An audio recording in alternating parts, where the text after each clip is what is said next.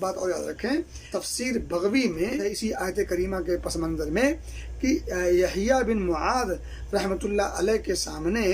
کسی آدمی نے اسی آیت کریمہ کی تلاوت کی کہ تم دونوں جاؤ اور نرم انداز میں اس سے گفتگو کرو اور اپنا پیغام پہنچاؤ۔ جب کسی آدمی نے یحییٰ بن معاذ رحمۃ اللہ علیہ کے سامنے اس آیت کریمہ کی تلاوت کی تو فبکا اور رو پڑے، وقال اور انہوں نے برجستہ یہ کہا ھذا رفقک بمن یقول انا الالہ فکیف رفقک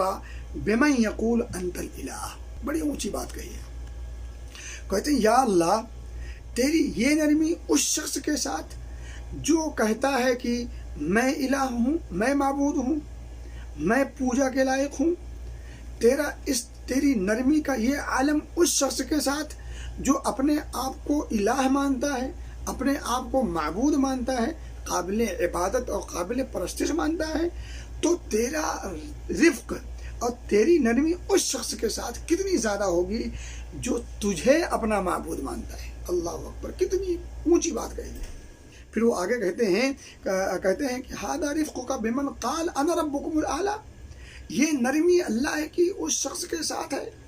اس قدر نرمی جو اپنے آپ کو کہتا ہے کہ میں تمہارا سب سے بڑا رب ہوں۔ فکیف بمن قال سبحان ربی الاعلی، تو اللہ کی نرمی کس قدر زیادہ ہوگی اس شخص کے ساتھ جو کہتا ہے سبحان ربی الاعلی،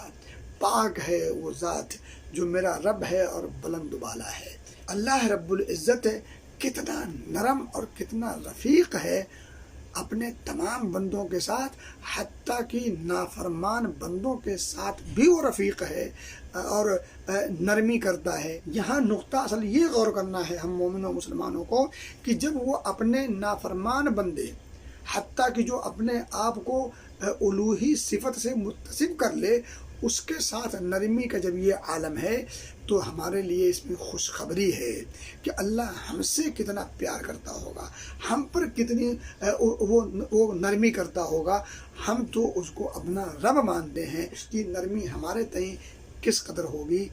اس آیت کریمہ سے اندازہ ہوتا ہے۔ اس لیے اللہ رب العزت سے پیار کرنا چاہیے اور اس سے محبت کرنی چاہیے، اس کی عظمت کا خیال رکھنا چاہیے۔